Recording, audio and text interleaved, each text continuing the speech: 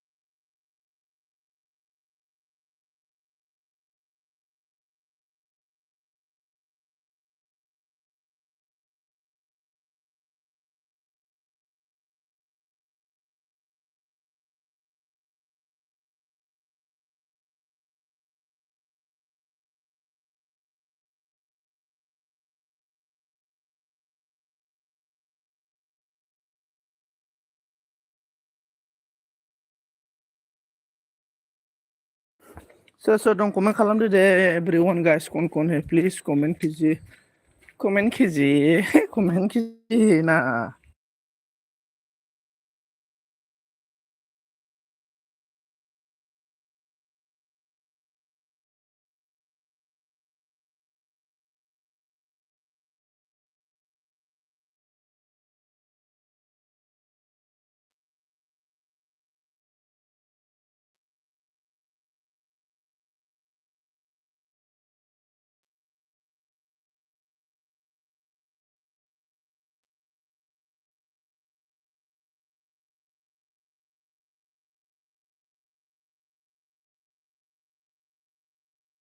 Hello hello भाई hello like down बोल रहे संजय शैली ने थैंक यू सो मच शैली लाइक डाउन देने के लिए मिलम ब्रो गुड मॉर्निंग मोरा क्या है Milan thank you so much everyone guys comment खालामना होदो दे कमेंट कीजिए मुझे सपोर्ट करो थोड़ा सा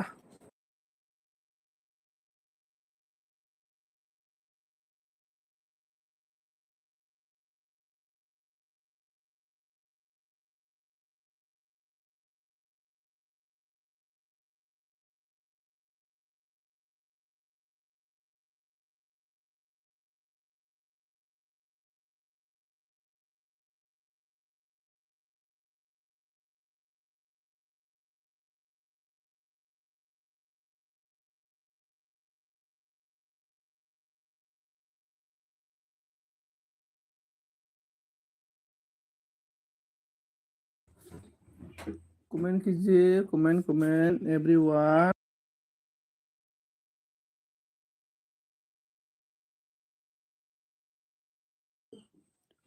कमेंट ओ मोरा शैली कमेंट करो यार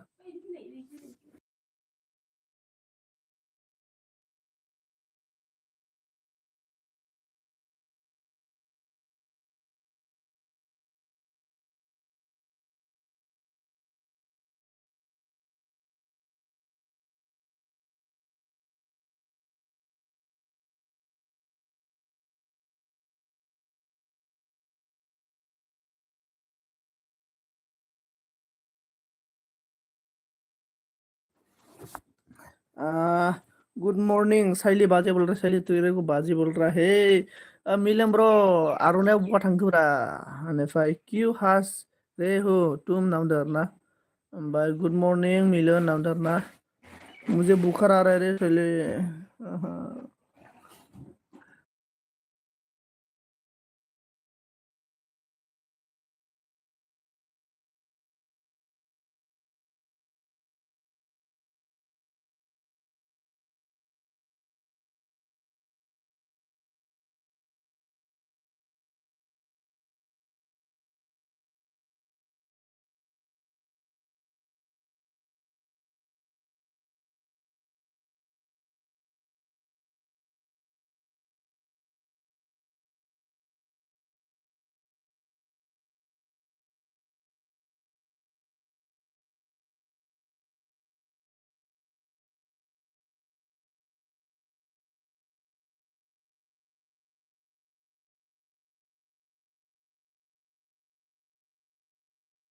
आयदै मा खालामदों ब्र ओरैनो दंलै ब्र गोदाव सोराव ओमफ्राय मैं आ जाऊं आपके पास आ जाओ आ जाओ आ जाओ मिलूं ब्रो अनन थैंक यू अनन आ जाओ मेरे साथ रहने की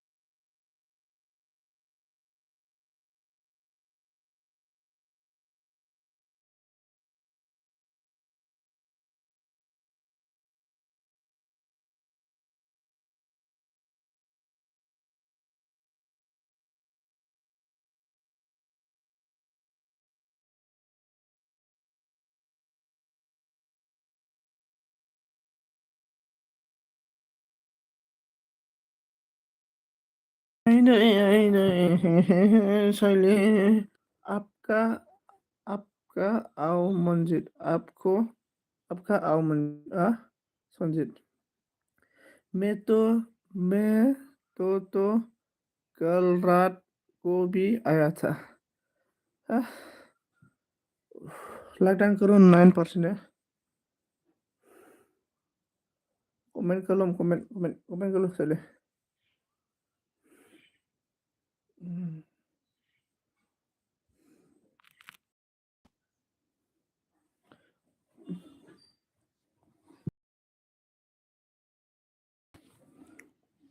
उन्होंने थैंक यू अब भाई ने क्या बोला मोरा फ्रेंड संजीत की मोरी कैसे है तू बोल रहा है और साइली ने हाथ दिया है संजीत बोल के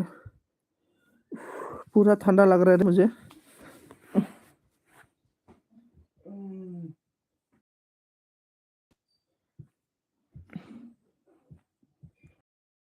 अरे कमेंट कीजिए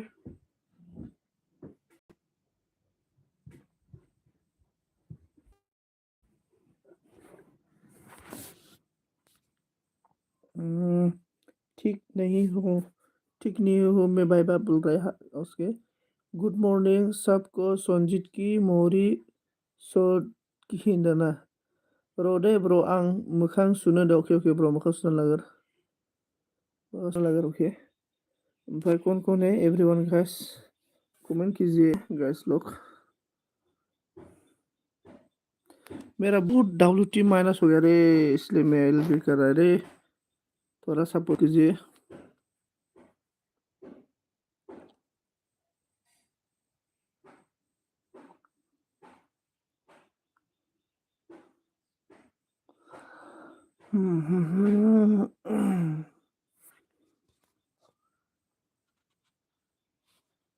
hello hello everyone guys please comment please Sajan थुनानै बुरिबाय दाना साजन थुने साजन थुने गलिया आहा अनु अके ओमफ्राय जोंना मन्दिरा प्रबल सोलायबाय माथो ससमा गानलायलायनाय गुड मर्निं आदा नामदों गुड मर्निं मन्दिरा बाय बाबा मा बुंखो तुम ठीक नहीं कुछ कुछ हो गया तुमको संजीत की मोरी बोल रहा है मुझे बुखार आ रहा है रे भाई बाप मुझे खांसी आ रहा है बुखार आ रहा है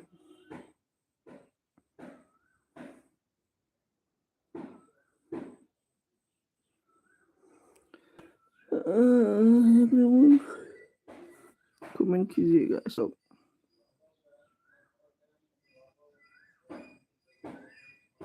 लाइडन thank you so much Basumatary Anamika thank you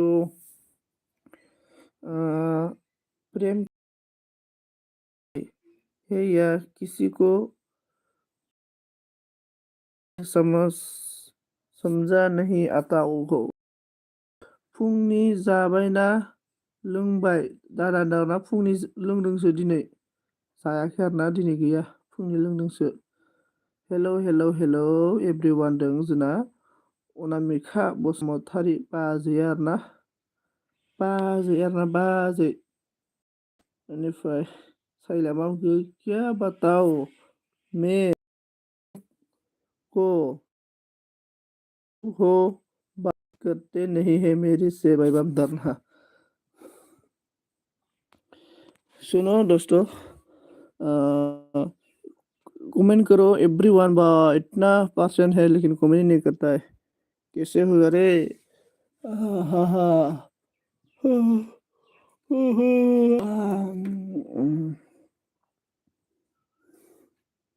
बारह बंदा 8 बंदा कमेंट करो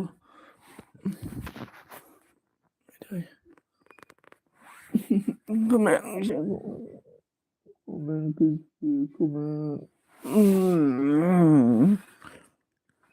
होनदों सनजित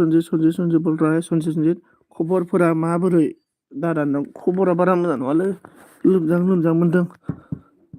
लोमजां मोनदों ओमफ्राय सनजित बोल रहा है थैंक यू कमेंट करते रहो गाइस लोग बोलो साइली क्या कर रहा है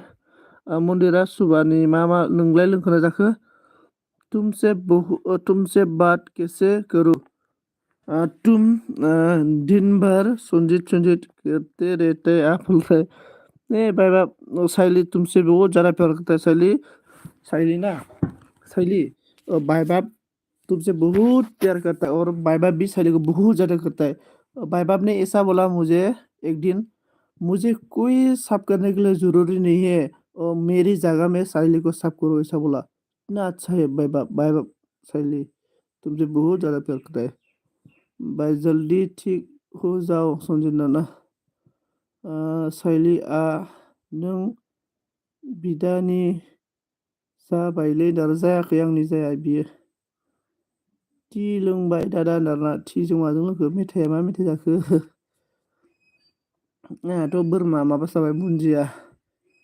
बेनिफ्राय अन दे आं गारि सालायदों दे अन खानान अके नों गारि सालायदों ना नों गारि गाखोदों हा आंना बसुमतारी अनामिका नों गारि सालायदों ना नों गारि गाखोग्रा जोंना बाय बाबा मा बुंखो संजीत की मोरी संजीत की मोरी संजीत की मोरी होनदो मेरी तबीयत ठीक नहीं है क्यों संजीत का मोरी बोल रहा है संजीत का मोरी भाई बाप ने साइली ने हंस रहा है लारुसो दाना लारुआ माबायदि लारुमोनलाय संजीत मेरी गुड फ्रेंड है भाई बाबा गुड फ्रेंड आं गारिसो सालायदों नालाय नों गारि सालायदोंबा नों गाखाखै होनबा ने ओमफ्राय बहा थांदों खोन्थादो दे अनामिका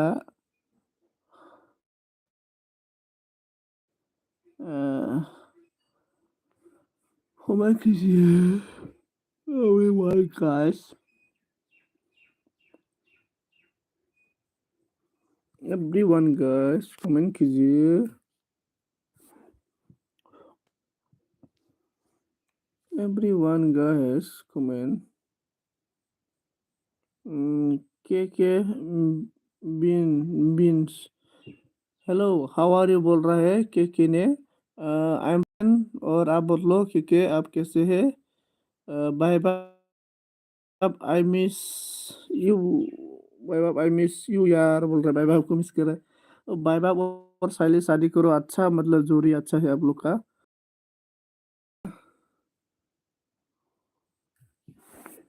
अरे भाई के ने बोला गुड गुड आपको हर जरर और हर हमेशा खुश रहेगी भाई बोल रहा है के ने थैंक यू सो मच के जी और थैंक यू के और बोलो सुबह का ब्रेकफास्ट हुआ कि नहीं हुआ के जी थाम्स आपने बोला भाई गोजोन फुंबिलि थाम्स आप लागार जाबाय थाम्स आप नोंथांखौ आंनि बे एलबि स्क्रिमाव मा खालामदों ब्र' उन्दुना दङ ब्र' आङो थाम्स आप ब्र' उन्दुना दङ थाम्स आपआ मिनिबाय थाम्स आप ब्र' नोंलाय मा खालामबाय दङ मिलन ब्र' अनन थेंक इउ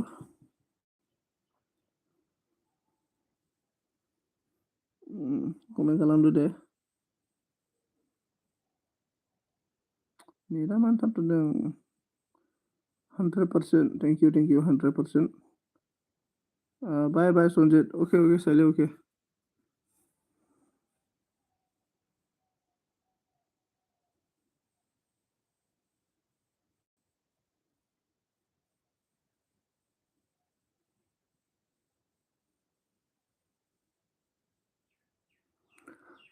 मन्दिराया नै साहा लोंनायनि माबा हरबाय रुको जरा हाँ रुको जरा साइली हम सबसे बात करो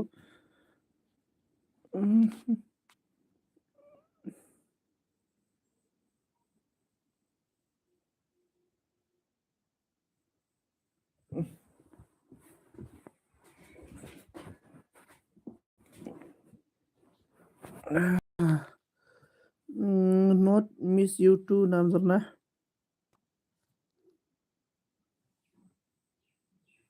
comment everyone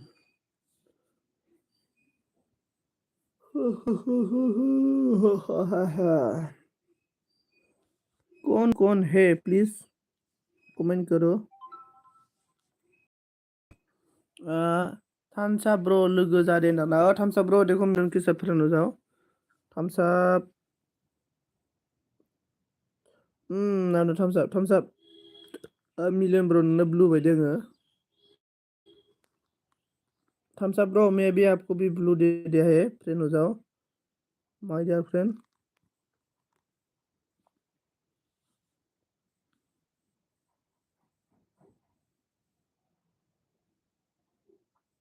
everyone guys comment खालाम दे आं बाहराव थाना फैदों दे कमेंट खालाम मैं बाहर में जाके आ रहा हूँ 2 मिनट कमेंट करते रहो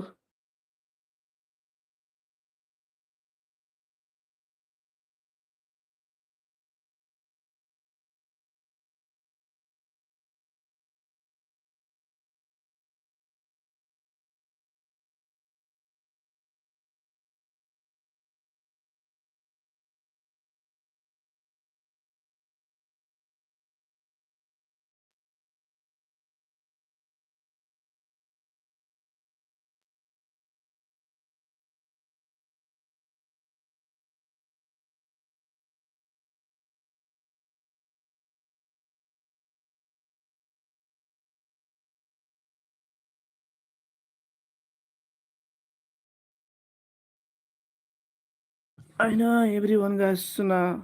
अनामिका अनन थेंक यू सो माच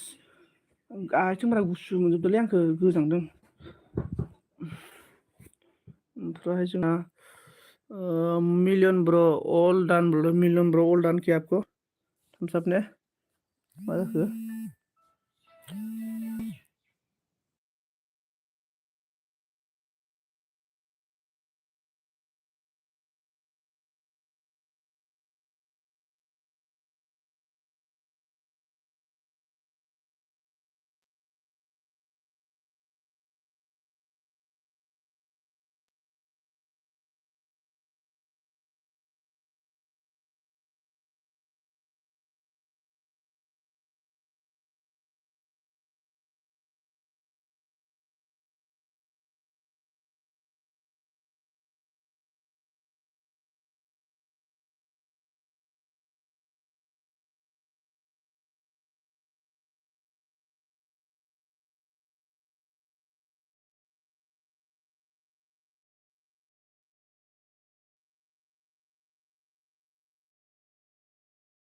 everyone guys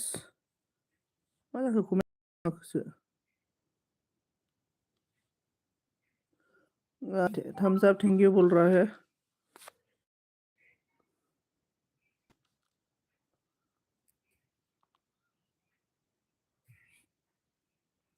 all guys please please support करो प्लीज बोल रहा है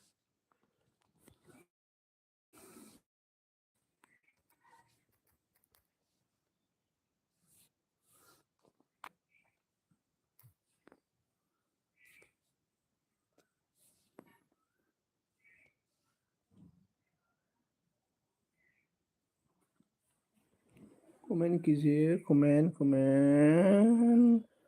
कमेन्ट खालामदो सनामोनबाय सिखोला बोसोर जोखायोना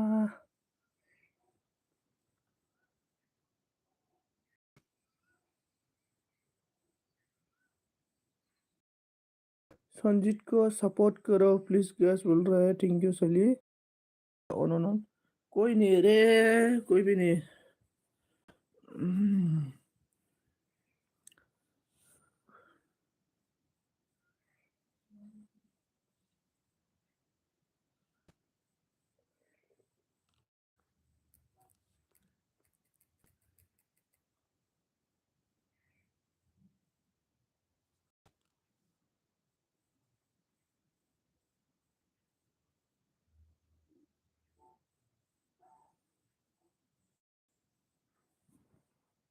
आओ मेरे पास सब होगा आओ मेरे पास सब होगा संजय बोल रहे क्या होगा चलिए क्या सब होगा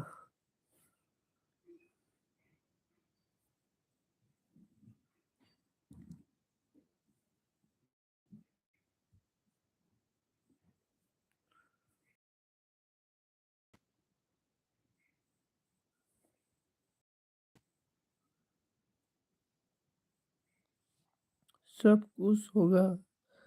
मोरा चले तू भी इतना मतलब अभी भी इतना हिट है तो मोरा चले बुद्धि हो गया और बुद्धि होने की भी इतना हिट है भाई बाप सब कुछ करो शैली को ओके सो ओ हेलो भाई बाप और शैली को फ्री दे रहा है शैली ने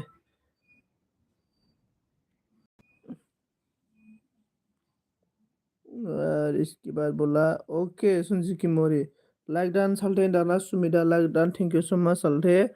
एमपी ने बोला good morning ji good morning ओमफ्राय शाली ने बोला हंस रहा है एमपी ने बोला सपोर्ट करो प्लीज बोल रहा है दो जो नया है देखो एमपी की साथ फ्रेंड जाओ साइली बाय बाप भी है सुमित साल्टे और अनामिका भी है साल्टे मा खालामदों डिउटि गैया गैया साल्टे दिनैलाय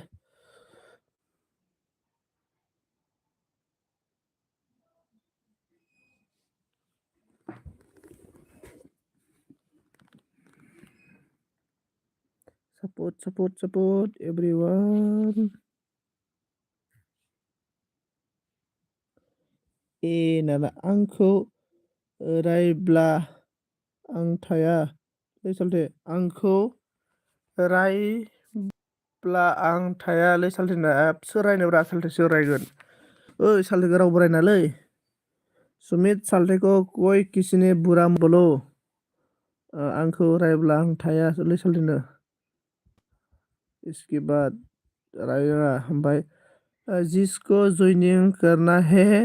करो मेरी साथ रिटर्न करो बोल रहा है देखो साइली रिटर्न करेगा बोल रहा है एमपी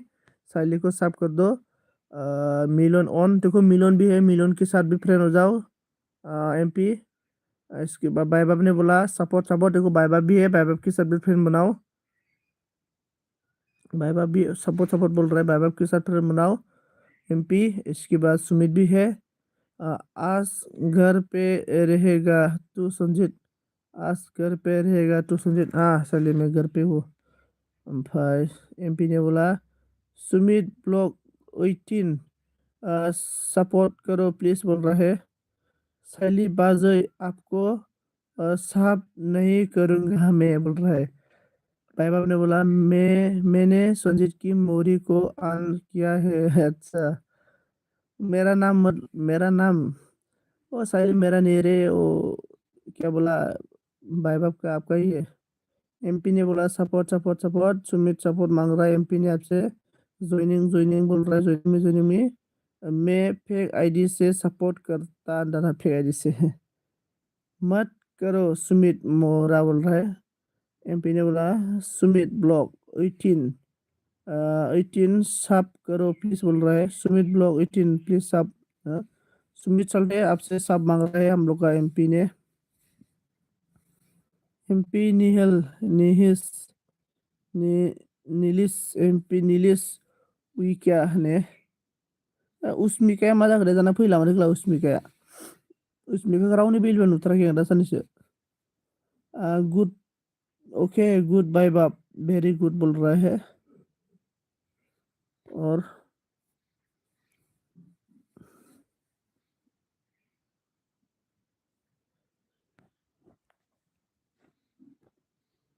सपोर्ट सपोर्ट एमपी सावधान बोला एमपी आपको सावधान किया है सुमित ने सुमित को बैक कर दो प्लीज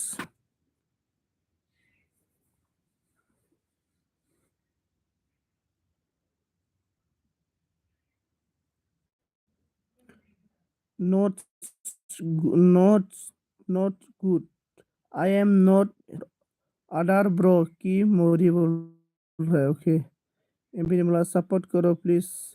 सुमित बोला क्या रे सुमित ने सब सुमित को पे करो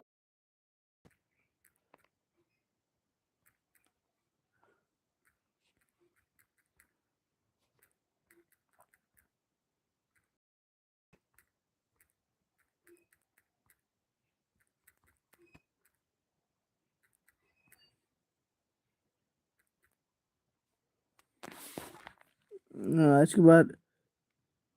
लिच्चा की भाईबाब मोरा हाँ लिच्चा की है भाईबाब ने अच्छा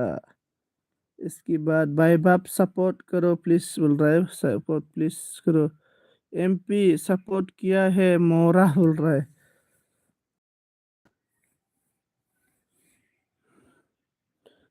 एबिया मा होनदों सनजित गुड मर्निं केला नारना गुड मर्निं गुड मर्निं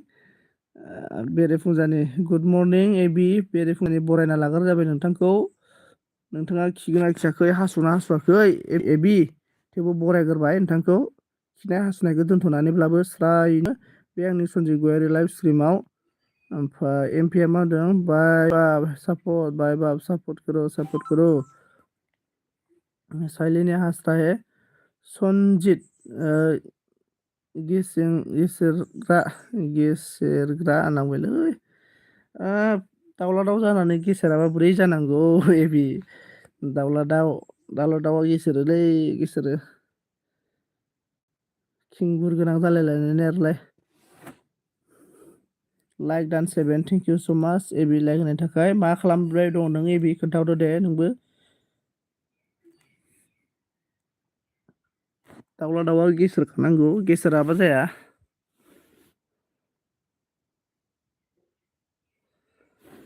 एबि क्या बोल रहा है तू संजीत नाम एबी क्या बोल रहा है तुझे संजय बोल रहा है मुझे खिंगुर गोनां गेसेरग्रा बोल रहा है गेसेरग्रा ओमफ्राय I am not support Sanjeet की मोरी बिकॉज ही मो थोड़ी संजीत दाहा बोल रहा है ओके ओके भाई बाप और अभी भाई बाप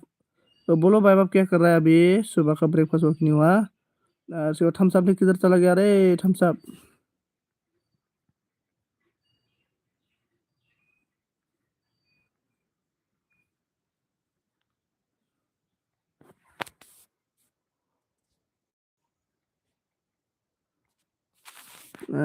इसके बाद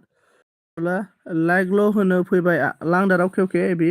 एमपी साब बोल रहा है एमपी साबधान किया मिलन को बैक कर दो साल्टे ऑन थैंक यू अनामिका ऑन थैंक यू थम्स अप किधर गया रे थम्स अप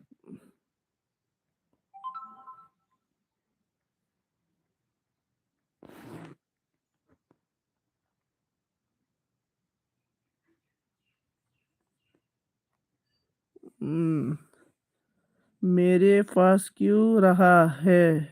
सब लोग मेरे पीछे क्यों पड़ा है सब लोग बोल रहा है सुमित साली सुमित बोल रहा है रो रहा है हाँ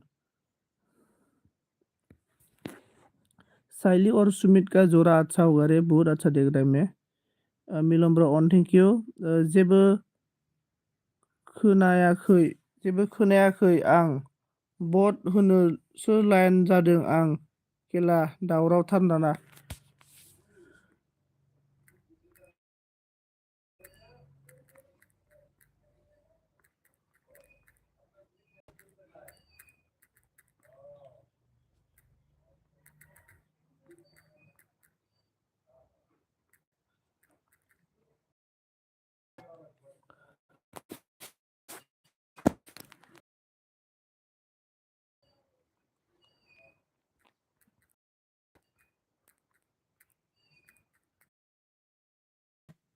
खिया खिया हसुआ साइली बाजिंदा मेरी मेरी जोरा तेरी से ही मोरा संजेत पागला उर्ला मैंने सुमित ब्लो आपको ज्वाइनिंग कर लिया हो भाई नारा सुमित को ज्वाइनिंग किया एमपी ने और मिलन ऑन मिलन को भी ज्वाइनिंग करो एमपी ब्रो सुमित भाई बाप को देखो ना लिचा की मोरा को नाना क्योंकि तू सबसे अच्छी सबसे प्यारी है Hmm.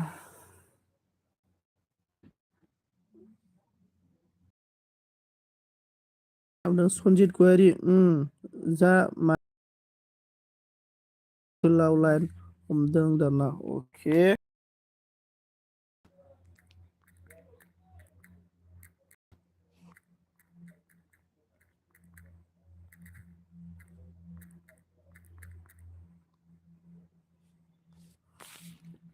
एमपी ओके बोला साइलेंट एरर आ है एबी गेमिंग आ गया लाइक लाइक लो bro okay okay AB thank you so much like लो बाबू थैंक यू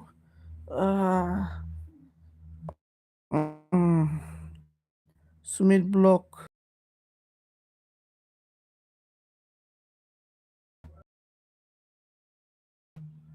साल्टे एबी नावना साल्टे एबी ओ एबी साल्टे नै जोंना सुमित साल्टे गाबज्रिदों आबद होनो लाइनाव दं ब्र दाना फरायनोसो अनन सनजित गयारि कामरुप गुवाहाटि नारा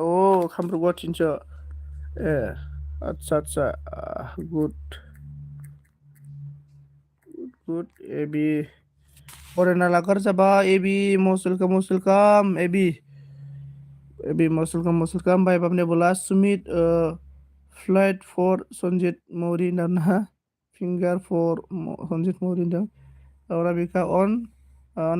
अन बरं सुमित साल्टे होनना बुंदों ओमफ्राय एबि गेमिं सपोर्ट करो नै भाई बाबने केवला जो जीतेगा उसको संजीत फ्री वाह अरे भाई बाब एबि गेमिं सपोर्ट करो होनना नों आं जेबो खोनायाखैलै संजीत दाना एबि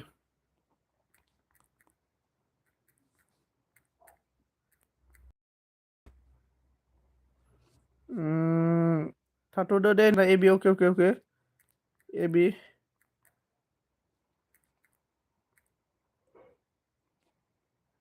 ओमफ्राय मा खबर साल्टे एबि नोंनि मा खबर नो एबि गेमिं सपोर्ट करो प्लिज नामदों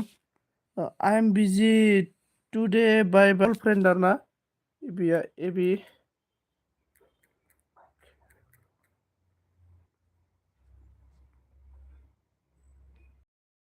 एबि गेमिं सपोर्ट करो प्लिज नोंनि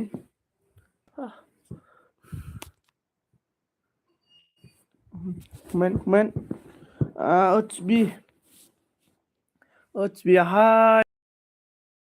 morning संजीत हमेशा मेरी ही जीतने की जरूरत नहीं है मुझे लिसा की मोरा भाई बोल रहा है एबी गेमिंग सपोर्ट करो बोल रहा है संजीत गोयारी दे नाम दाना ओके एबी बेनिफ्राय एबि गेमिं थांबाय नामा एबि गेमिंआ फैफिनबाय दादा अके मन्दिरा अके फैफिनबाय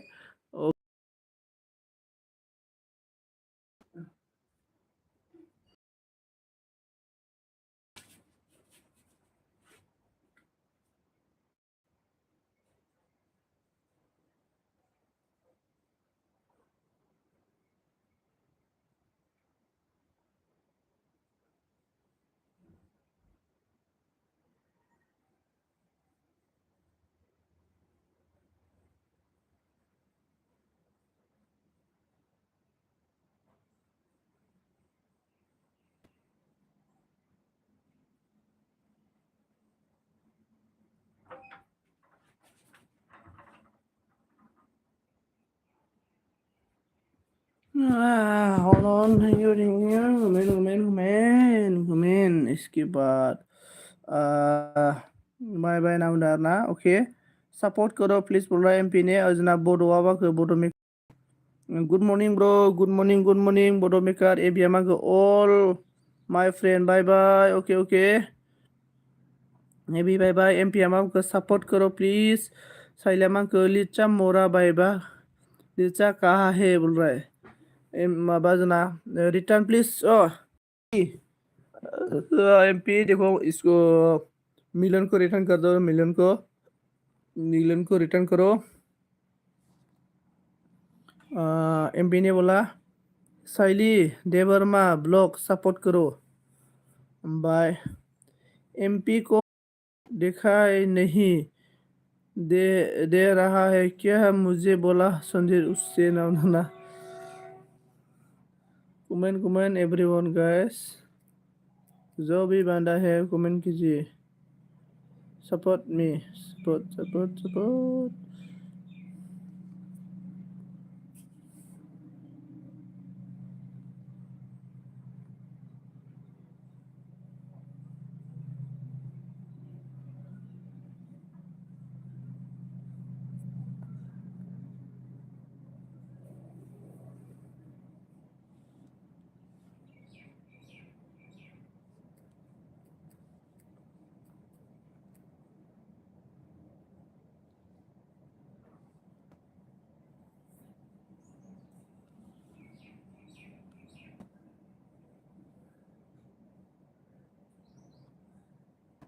बाय बाय ऑल फ्रेंड संजीत आज घर पे रहेगा क्या तुम बोला ना बोलो ना अब मोरा साली क्या बोल रहा है और साली तू बहरा है रे तू सुनता नहीं रे मैं गुस्सा था रे साली तेरे को इतना गुस्सा था ना तेरे को साली मेरा सामने होना होता ना तेरे एक खिस में मारता था मैं कान के नीचे मैं बोला है मैं घर में रह साली मेरा बात मैं बोला हाँ देगा मैं वो जो आप क्वेश्चन मारा है ना इसको पहले ही क्वेश्चन मार दिया था आप अभी 2 बार क्वेश्चन मार दिया आप एक क्वेश्चन को ही मैं आंसर को दे दिया था कब दिया राम रे कमेंट खालामदो अच्छा हाँ कितना बार बोलना चाहिए सैली मिलियन आपको ज्वाइनिंग कर लिया हम द मिलियन ब्रो आने को सब बेग भाई ने ना पिया इसके बाद नहीं सुना मोरा सुनित बेहरा है सली बेहरा इसलिए तो कान साफ करो थोड़ा अच्छा से सुनेगा मिलियन ब्रो सावधान बोल रहा मिलियन ब्रो आपको ज्वाइनिंग क्या है एमपी ने यूडीजी सर ने बोला 9 thank you so much sir thank you every green garden thank you every green garden thank you और इसके बाद मिलियन ब्रो आपको ज्वाइनिंग कर लिया मोरा भी बनांदों मोरा बाजै नावदों साइली बाजै मोरा बाजै बोला है और इसके बाद एमपी को इसला इसके बाद Anamika on Bhai MP thank you बोल रहा है मिलन ने हम लोग का गार्डन साथ बोला on thank you Milan bro आपको ज्वाइनिंग कर लिया भाई नावदों मोरा बाजै सुमा सुमा रेडो सुमे चलते को आई लव यू बोलो मुझे संजय बोल रहा है ओ मैं नहीं बोल रहा चलिए मैं आई लव यू बोलने से बुखार आता है मुझे सपोर्ट करो प्लीज बोल रहा है एमपी ने ओमफ्राय मोरा भी बनां आई लव यू ओमफ्राय दुनु जना माबाफोर Ananta good morning bro good morning like डन थैंक यू सो मच हम लोग का UDJ evergreen garden S block thank you so much sir ji इसके बाद अनामिका ऑन सुमित एमपी ने बोला सपोर्ट करो प्लीज और सुमित ने बोला आई लव यू टू साइली बाजै साइली ने बोला प्लीज बोलो ना संजय बोल रहा है साइली आई हेट यू एमपी ने बोला सपोर्ट करो प्लीज सपोर्ट हम लोग का यू डेजी evergreen garden S blog ने हंस रहा है प्लीज कमेंट करो आप लोग की कमेंट के साथ मुझे सपोर्ट कर रहा है इसलिए मैं सभी बोलता हूँ एक तो कमेंट बनता है एक कमेंट बनो कमेंट करो आप लोग का कुछ भी नहीं जाएगा प्लीज कमेंट करो एमपी ने बोला ज्वाइनिंग मी देखो एमपी के साथ ज्वाइनिंग हो जाओ जो नया है टू साइली ओके चलिए और बोलो everyone guys Mm, sunrise. Today, लगाओ चाय पानी चाय चाय गरम चाय चाय बिरानी uh unu pama unu upma upma बोलो ना संजीत बोलो ना संजीत प्लीज शैली मोरी बोला शैली तू लांटू शैली दारा माउरिया शैली तू दाउसरा माउरिया बोला है मैं मतलब हम लोग का बोरो में आई लव यू का आई लव यू क्या बोलते हैं मालूम बोरो में आई लव यू को बोलता है दाउसा माउरिया गापखु खंदूरी ये बोलता है शैली दाउसा माउरिया गापखु खंदूरी ओमफ्राय मिलम्ब्र अन आई हेड यू का मतलब आई लव यू नहीं ना शैली बाजे ये ना शैली देवर्मा सपोर्ट करो दीदी जी बोल रहे हो एमपी ने एमपी को सपोर्ट करो शैली शैली एमपी को सुमित साल्टे ने हंसता है मंदिरा ने बोला खाम जाबाय नामा दादा जायाखै मन्दिरा नों जाबाय नामा ओंखाम ओमफ्राय अनामिकाया मादो आं न' मोनफैबाय अके आं न' मोनफैबाय अके मोनहैबायबो अके ओमफ्राय एमपिया मादों साइली सापर्ट करो दीदी बोल रहा एमपी ने बोला साइली देबरमा सपोर्ट करो दुनुआ गुड मॉर्निंग साइली ने एमपिया बोलदों साइली देबरमा सपोर्ट करो प्लीज दीदी जी बोल रहा है गेप्सना मादों लाइक डान Sanjeev bro thank you so much साइली ने बोला हाँ सुमित आई हेट की मतलब आई लव यू होता है हाँ मन्दिरा मादों हाथ'वाखै दादा ओ बड' नेटानो मानसि प्रब्लेम ब्लू बाय आं ब्र ब्लू बाय कि बात तू ज्वाइनिंग करो एमपी मुझे यार बोल रहा है दुनु जना कलेजा गुड मॉर्निंग अनामिका नामदों सुमित हास्राय गेप्सना होदों सन्जीब ब्र आं दानि बावैसो सिखारदों आं दाना अके दानि बाव सिखारदों ना अके एमपिया मामखौ साइली बोरमा सपोर्ट करो प्लिज दीदी नामदों गेप्सन साल्टे नामदों नै सुमिता साइलिया मा होनदों नेट स्लो है तेरा मेरी जान बोल रहा है गेप्सन दादा सुमित साल्टे नामदों गेप्सना मन्दिरा मा होनदों नेट स्ल' जाबाय दांलै दादा माबोरै जागोनथाय नेटानो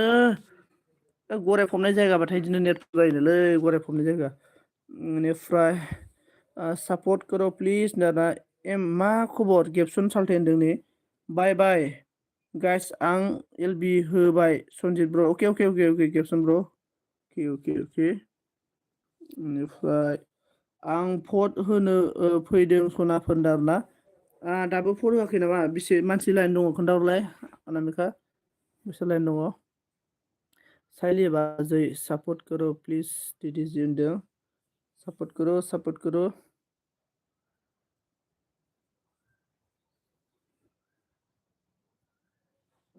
कमेन्ट एभ्रिवान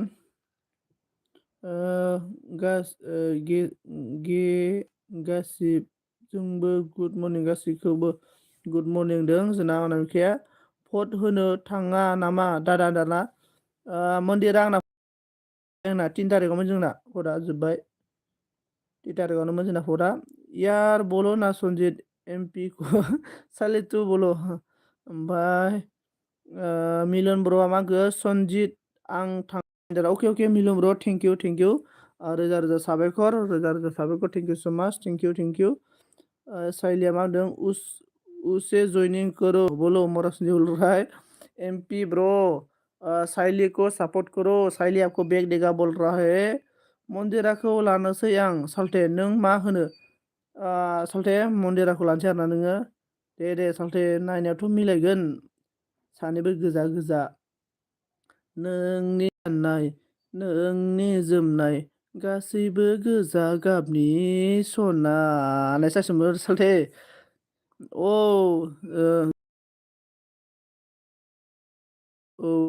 जोब बेबो दाना लांफैनांगौनो लायनांगौनो साल्टे गाननाय नोंनि जोमनाय गासैबो गोजा गाबनि होननाय जासिगोन होनबा अब थांजोबनायजों लोगो लोगो स्रावनो मन्दिरा मुसाहारि सापर्ट करो प्लिज दीदी जी बोल रहा मन्दिरा एमपी साइली बाजे की पीछे पीछे बागो तो सरना माथो बागो रोंगौ माथो दादायाबो होनाना इसे ओमफ्राय मैं किसी को ज्वाइनिंग नहीं करूँगा पहले मुझे उल्लू बनाता है मुझे बोला उल्लू मन्दिरा मोसाहारि सापर्ट करो प्लिज बोल रहा देखो एमपी ने सुमिता मा होनदों मन्दिरा सना नों बहानि दारना एमपी निचल नीलिस कमेंट देखो एमपी आपको कमेंट करने के लिए बोल रहा है मंडेरा ने मंडेरा मसाहारि सपोर्ट करो प्लीज दीदी जी बोल रहा है हाब, सासेल' खोन्थाबाय माथो बोरै जाखो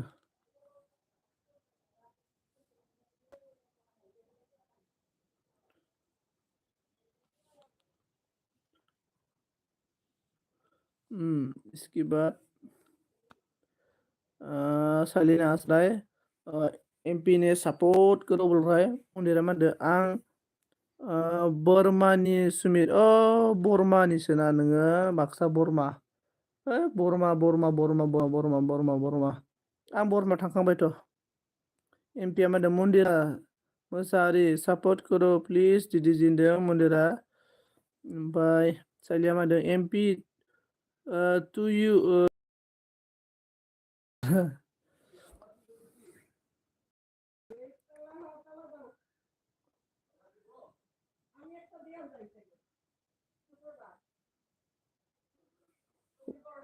कमेन्ट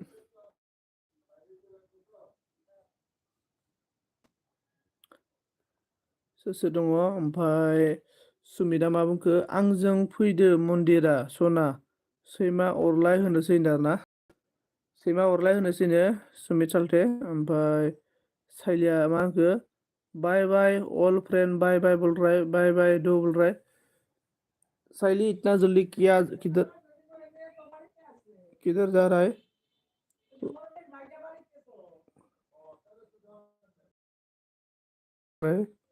मैंने ज्वाइनिंग कर भी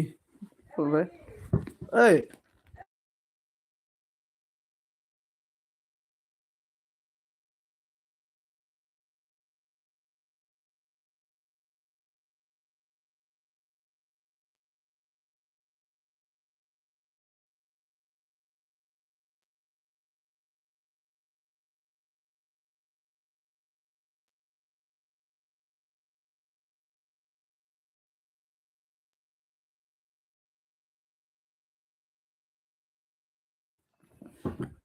अन ओमफ्राय मा होनना बुंखो उरुखो मरा बाजै होनना बुंदों मैंने ज्वाइनिंग करेगा यार सुमित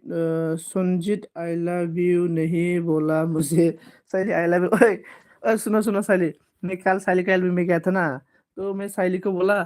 साइली आई लव यू बोलो नहीं तो मैं आपका एल्बम में नहीं रहे मैं बोला साइली ने आई लव यू ऐसा बोला साइली ने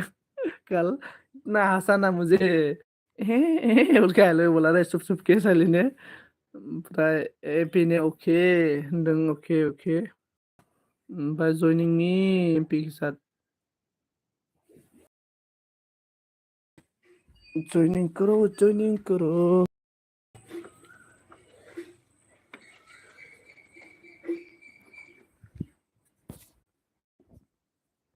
जयनिंग करो जयनिंग करो वो बॉबी बॉबिगा साल्टे वन बाजार आई लव यू बोलो दो प्लीज बोलेगा साल्टे वन बाजार आई लव यू बोलो किधर है हाँ बोला ना Sanjeet I love you Saili हाँ I love you Saili I love you I love you कल रात में साइली साइली साइली को मुस्लिम लड़के जैसा मतलब फेस दागता है रे साइली ने एलबी में मन्दिरा बेबी बहा खारखो नों जयनिं नि एमपि ने बुंदों देदो लोगोफोर सोर सोर दङ खोन्थाहरदो दे मानसिफोरानो जालालै सुमिसाल दे माबोरै जागोन माला मन' खालामनो हाबावगोन हालालै आङो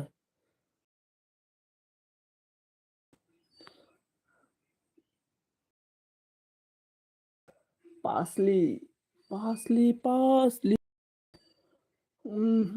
इसलिए साली बोला.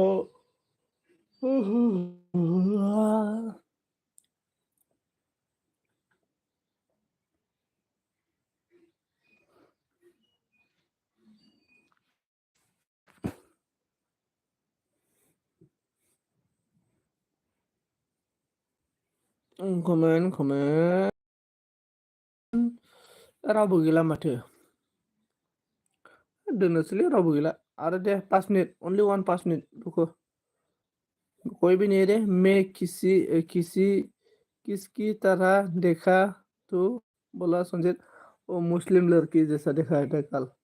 ज़्यादा लिपस्टिक लगाता है, ज़्यादा मेकअप करता है और एहे एहे एहे बोल के हंसता है तू. सुअर एन्जरखौ मा बुङोमोनलाय सालथे? एन्जरखौ एन्जर बायदि मिनिनायलै. एन्जर सिखानि मिनिनायखौ सालथे. एन्जर साले तू एन्जर सिखा है.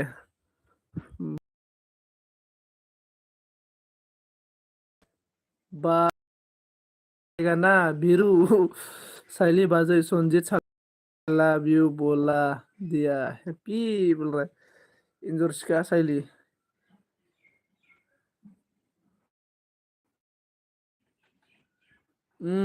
I love you too Sanjeet मोनबा. I love you too होननायावबा राव बारसिनलाय माथो साइली नोङो. एन्जर सिखानि मिनिनानै मैया. एहे एहे एहे होननानै एन्जर सिखानि मिनिखायो बाला. साइली बाजै उर्फि जाबाद उर्फि जाबाब. एन्जर सिखासो साइली बाजैया.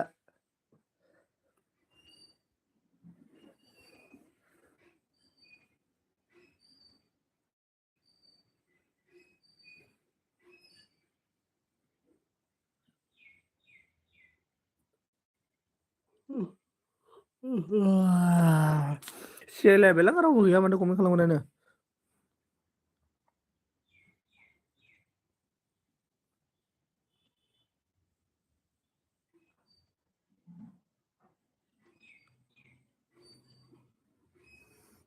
मा नामखौ क्या बोला है तू मुझे सुमित बोल रहा है.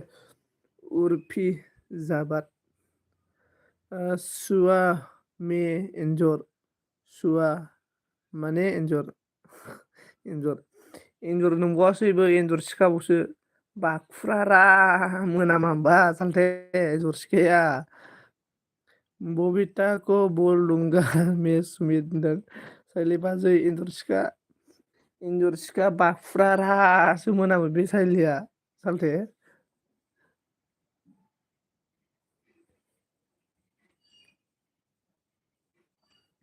एन्जर सिखाबो गैला नामाब्रा मानसिफोरालाय.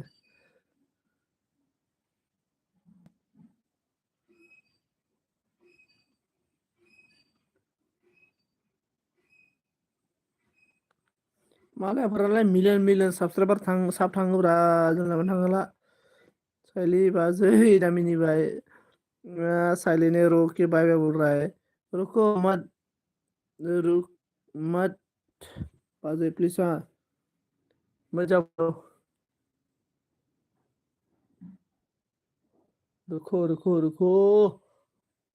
थोड़ा सा वेट करो. रुको. हाइजें जानोसै ना.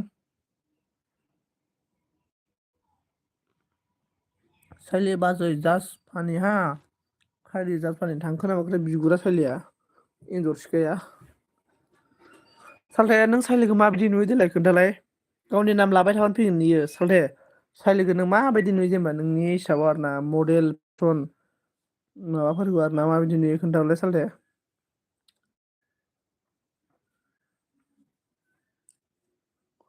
खोन्थाहरदो दे.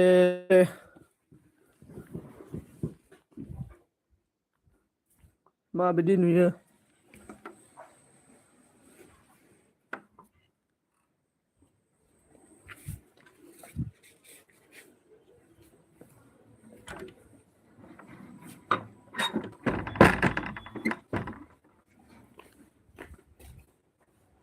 खारखोना माखो.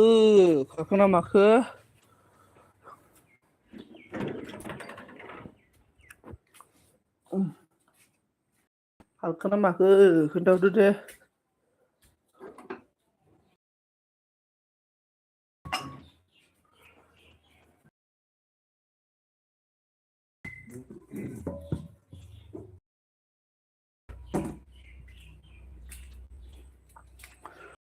मा होनना बुंखो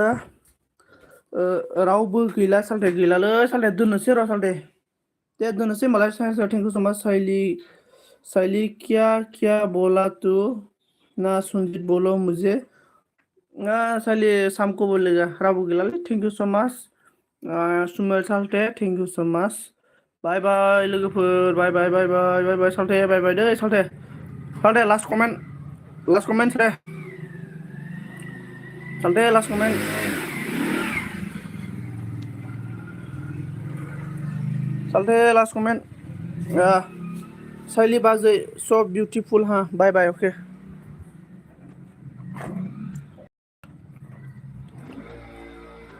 okay bye bye I like साइली बाजै हाँ